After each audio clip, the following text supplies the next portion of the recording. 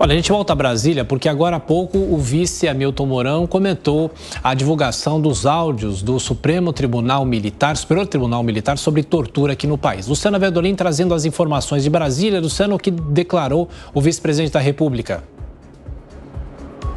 Olha, Thiago, Hamilton Mourão disse o seguinte, ele falou que isso é história, já passou, são assuntos que foram discutidos e rediscutidos no país. Houve até um questionamento se haveria ainda alguma coisa a ser feita, alguma coisa a ser apurada. Hamilton Mourão disse que não, uma vez que os personagens aí dessa história, muitos já teriam inclusive morrido.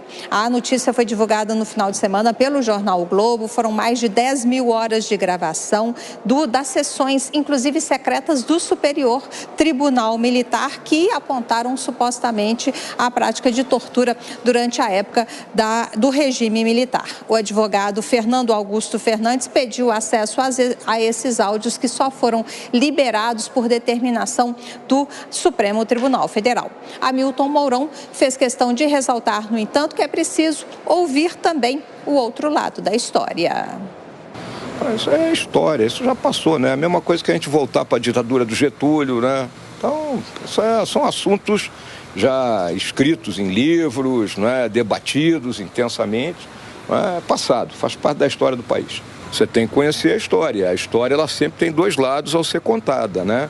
Então, vamos lembrar, não é? Aqui houve uma luta, não é? Dentro do país contra o Estado brasileiro por organizações que queriam implantar a ditadura do proletariado aqui, não é? Era um regime que na época atraía, vamos dizer assim, uma quantidade grande da juventude brasileira e também parcela aí da sociedade, mas que perderam essa luta.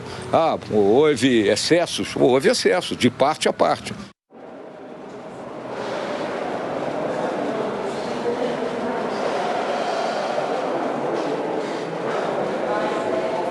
Bom, já a Luciana complementa as informações depois dessas declarações do vice-presidente da República, Hamilton Mourão. Então a gente gira rapidinho nossos comentaristas nessa reta final do Jornal da Manhã. Cristina Grêmio, as declarações do vice-presidente da República. Olha, é mais ou menos o que eu tinha dito aqui antes, né? Se houve uma lei da anistia para colocar um ponto final nisso tudo e ambos os lados aceitaram, os agressores do Estado e os agressores de grupos terroristas que depois teriam sido presos e se colocado na posição de vítimas, muitos deles torturados, alguns até mortos ou desaparecidos do regime aí, mas todo mundo concordou, aceitou as indenizações, vem recebendo essas indenizações há anos. Eu acho que isso já foi resolvido no passado. É muito triste ficar o tempo todo escavando e aí eu acho que o general Mourão está certo quando ele diz isso, inclusive porque muitos desses personagens dos dois lados, do lado dos terroristas e do lado do Estado, já estão mortos. Então, até quando a gente vai ficar discutindo isso? Amanda Klein, em 1 minuto, como avalia os últimos áudios divulgados da época da ditadura e também essa declaração de Mourão? Concorda que houve excesso de ambas as partes? O Mourão representa um dos lados, né? Ele é um militar e já disse que o brilhante Ustra, que é um notório torturador da ditadura, é seu herói. As vítimas não estão mortas. A gente mencionou ainda nessa edição do Jovem Pan News a jornalista Miriam Leitão, que contou que sofreu tortura grávida, né, de 1 mês, foi presa, né, e torturada no calabouço do regime militar. Não há como você equiparar o que o Estado fez, o Estado que num Estado democrático de direito detém o legítimo monopólio da violência e usou essa violência contra os seus cidadãos.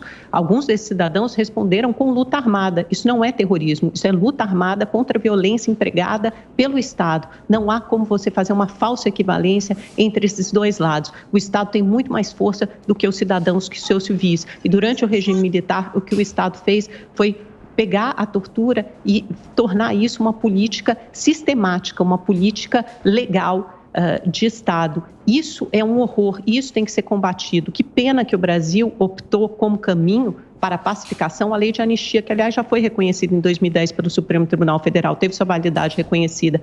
Não fez como outros países que fizeram melhor do que nós, passando a sua história limpa. Chile e Argentina julgaram e condenaram os seus militares. Ô Salles, para a gente fechar, você acha que a polarização política acaba aflorando esse debate que talvez não deveria mais ocorrer aqui no Brasil?